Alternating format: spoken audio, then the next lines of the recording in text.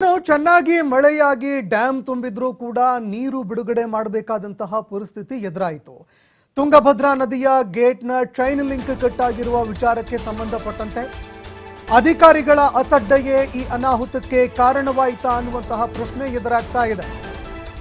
ಏನ್ ಮಾಡ್ತಾ ಇದ್ರು ಅಧಿಕಾರಿಗಳು, ಆಡಳಿತ ಮಂಡಳಿ ಏನ್ ಮಾಡ್ತಾ ಇತ್ತು ಅನ್ನುವಂತಹ ಪ್ರಶ್ನೆ ಕೂಡ ಎದುರಾಗ್ತಾ ಇದೆ. ಯಾಕಂದ್ರೆ ಮಳೆಯಾಗೋದಕ್ಕಿಂತ ಮುಂಚೆ ಯಾವ ರೀತಿಯಾಗಿ ವರ್ಕ್ ಆಗ್ತಾ ಇದೆ, ವರ್ಕ್ ಆಗ್ತಾ ಇಲ್ವಾ, ಏನಾದರೂ ಸಮಸ್ಯೆ ಇದೆಯಾ, ಇದೆಲ್ಲವನ್ನೂ ಕೂಡ ಅವಲೋಕನ ಮಾಡುವಂತಹ ಕೆಲಸವನ್ನ ಅಧಿಕಾರಿಗಳು ಮಾಡಬೇಕಾಗಿತ್ತು. ಟಿಬಿ ಡ್ಯಾಮ್ ಆಡಳಿತ ಮಂಡಳಿ ಅಧಿಕಾರಿಗಳ ಮೇಲೆ ಗಂಭೀರ ಆರೋಪ ಕೇಳಿಬರ್ತಾ ಇದೆ.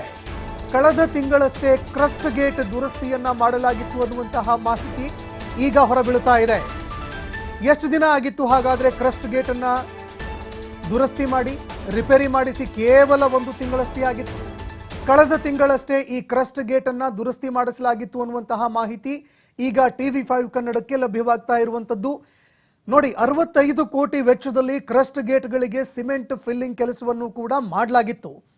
ಹೈದರಾಬಾದ್ ಮೂಲದ ರಾಘವೇಂದ್ರ ಕಂಪನಿಯಿಂದ ಫಿಲ್ಲಿಂಗ್ಗೆ ಒಂದು ಕೆಲಸವನ್ನ ಕೂಡ ಮಾಡಲಾಗ್ತಾ ಇತ್ತು. ಗೇಟ್ ಮೇಂಟೆನೆನ್ಸ್ ಗಮನಿಸದೆ ಕಾಮಗಾರಿ ಮಾಡಿದ್ರ ಅನ್ನುವಂತಹ ಪ್ರಶ್ನೆ ಕೂಡ ಇಲ್ಲಿ ಎದುರಾಗ್ತಾ ಇರುವಂತದ್ದು. ಅದರಲ್ಲೂ ಕೂಡ ಬಹಳಷ್ಟು ಸೂಕ್ಷ್ಮವಾಗಿರುವಂತಹ ಕಾಮಗಾರಿ. ಈ ಕಾಮಗಾರಿಯನ್ನ ಮಾಡುವಂತಹ ಸಂದರ್ಭದಲ್ಲಿ ಗೇಟ್ನ ಮೇಂಟೆನೆನ್ಸ್ ಏನಿತ್ತು, ಆ ಮೇಂಟೆನೆನ್ಸ್ ಅನ್ನ ಸಂಪೂರ್ಣವಾಗಿ ಗಮನದಲ್ಲಿ ಇಟ್ಕೊಳ್ಬೇಕಾಗಿತ್ತು. ಆದರೆ ಅದನ್ನ ಗಮನಿಸದೆ ಕಾಮಗಾರಿ ಏನಾದರೂ ಮಾಡಿದ್ರ ಈ ರೀತಿಯಾಗಿರುವಂತಹ ಒಂದು ಪ್ರಶ್ನೆ ಹುಟ್ಕೊಳ್ತಾ ಇದೆ.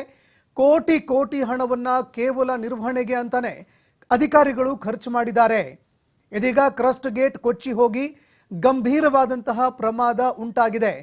ಆದರೆ ಈ ಪ್ರಮಾದಕ್ಕೆ ಹೊಣೆಗಾರರು ಯಾರು ಅನ್ನುವಂತಹ ಪ್ರಶ್ನೆ ಎದುರಾಗ್ತಾ ಇದೆ.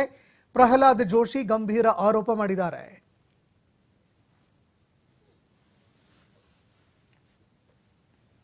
ಇದರ ಬಗ್ಗೆ ಸಂಪೂರ್ಣವಾದಂತಹ ಜವಾಬ್ದಾರಿಯನ್ನು ಫಿಕ್ಸ್ ಮಾಡಬೇಕು. ಯಾಕಂದ್ರೆ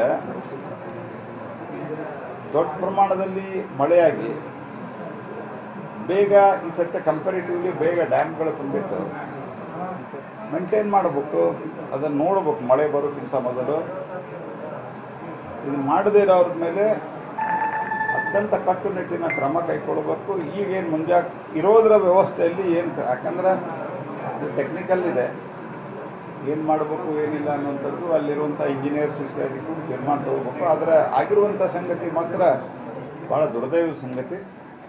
ಯಾಕಂದ್ರೆ ದೊಡ್ಡ ಪ್ರಮಾಣದಲ್ಲಿ ನೀರು ಖಾಲಿ ಮಾಡಬೇಕಾಗಿದೆ. ಅಕಸ್ಮಾತ್ ಇದೇ ಪ್ರಮಾಣದಲ್ಲಿ ಮಳೆ ಬರಲಿಲ್ಲ ಅಂದರೆ ಡ್ಯಾಮ್ ತುಂಬಲ್ಲ.